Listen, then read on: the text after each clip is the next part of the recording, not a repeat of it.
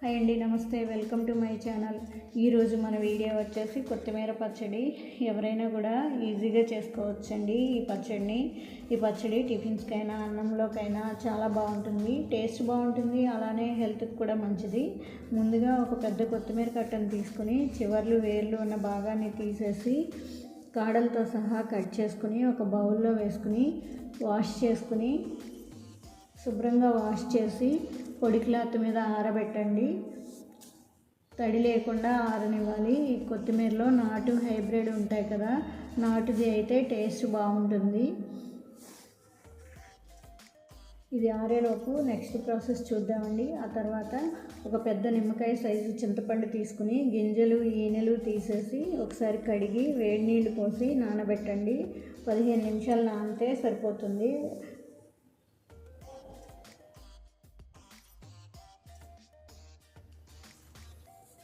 ఇక్కడ చూడండి, ఇలా తడి లేకుండా పూర్తిగా ఆరిపోయిన తర్వాత దీన్ని తీసి ఒక ప్లేట్లోకి తీసుకుని పక్కన పెట్టండి.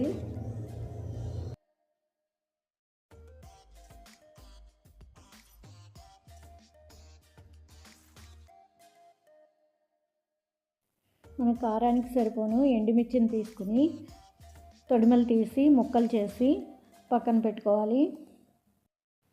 ఇప్పుడు స్టవ్ పై ప్యాన్ పెట్టుకుని 2 స్పూన్ల ఆయిల్ వేసి ముందుగానే ముక్కలు చేసి పక్కన పెట్టుకున్న ఎండుమిర్చిని వేసుకుని దోరగా వేపాలి. ఇక్కడ నేను 50 గ్రాముల వరకు ఎండుమిర్చి తీసుకుంటున్నానండి. మీరు మీ కారాన్ని బట్టి తీసుకోవచ్చు.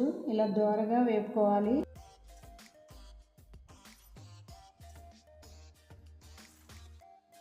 ఎండుమిర్చిని ఇలా ముక్కలు చేసి వేసుకోవడం వల్ల లోపలికంటా వేగి టేస్ట్ బాగుంటుంది. ఇలా దోరగా వేగిన తర్వాత ఎండుమిర్చిని ఒక ప్లేట్లోకి తీసుకుని పక్కన పెట్టుకోండి. నెక్స్ట్ ఇదే ప్యాన్లో 1 స్పూన్ ఆయిల్ వేసి కట్ చేసి పెట్టుకున్న కొత్తిమీరను వేసి వేపాలి. కొత్తిమీరను బాగా వేపండి. కొత్తిమీర ఇలా బాగా వేగిన తర్వాత ప్లేట్లోకి తీసుకోండి. దీన్ని కూడా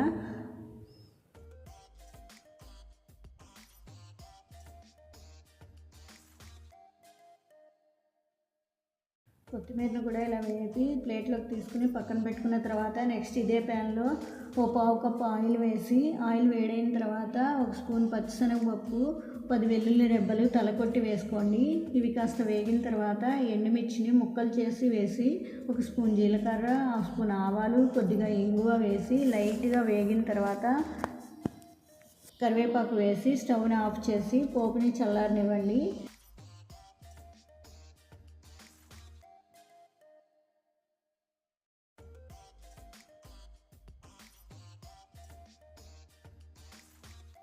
ఇప్పుడు నెక్స్ట్ ప్రాసెస్ చూద్దామండి. ఒక మిక్సీ జార్ తీసుకుని ముందుగా వేపి పక్కన పెట్టుకున్న ఎండుమిర్చి వేసి దీంట్లోనే రుచికి సరిపడా ఉప్పు వేసుకుని ఒకసారి గ్రైండ్ చేసుకోవాలి. ఆ తర్వాత ముందుగా నానబెట్టి పక్కన పెట్టుకున్న చింతపండు వేసి మెత్తగా గ్రైండ్ చేసుకోవాలి.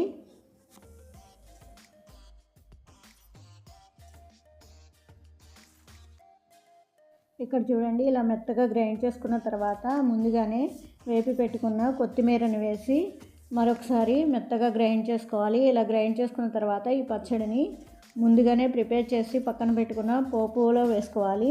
పోపు చల్లారిన తర్వాత ఈ పచ్చడిని వేసుకున్న తర్వాత దీంట్లోనే 1 స్పూన్ ఆవపిండి, 1/2 స్పూన్ మెంతిపిండి వేసి ఈ మొత్తాన్ని ఒకసారి బాగా ఆయిల్లో కలిసేలా కలపండి. ఇప్పుడు సాల్ట్ చెక్ చేసుకుని సరిపోకపోతే అడ్జస్ట్ చేసుకోండి. ఇంతేనండి, కొత్తిమీర పచ్చడి రెడీ అయిపోయింది. ఈ పచ్చడిని ఎవరైనా ఈజీగా చేసేసుకోవచ్చు. మీరు ఒకసారి తప్పకుండా ట్రై చేయండి. ఈ పచ్చడి టిఫిన్స్లోకి, రైస్లోకి, దేనిలో తిన్నా చాలా బాగుంటుంది. వేడివేడి అన్నంలో పచ్చడి వేసుకుని నెయ్యి వేసుకొని తింటే చాలా అంటే చాలా బాగుంటుంది. ఈ కొత్తిమీర తీసుకోవడం వల్ల ఆరోగ్యానికి చాలా మంచిది. దీంట్లో హెల్త్ బెనిఫిట్స్ చాలా ఉన్నాయండి. కొత్తిమీరలో విటమిన్ ఏ, సి, కేతో పాటు ఐరన్ పుష్కలంగా ఉంటాయి. ప్రోటీన్, ఫైబర్ కూడా లభిస్తాయి. గ్యాస్, జీర్ణ సమస్య ఉన్న వారికి కొత్తిమీర రసం ఉపశమనం ఇస్తుంది. కొత్తిమీర వాతాన్ని తగ్గిస్తుంది. కొత్తిమీరలో విటమిన్ కే ఉండడం వల్ల శరీరంలో రక్తం గడ్డకట్టకుండా కాపాడుతుంది. బ్యాడ్ కొలెస్ట్రాల్ను తగ్గిస్తుంది.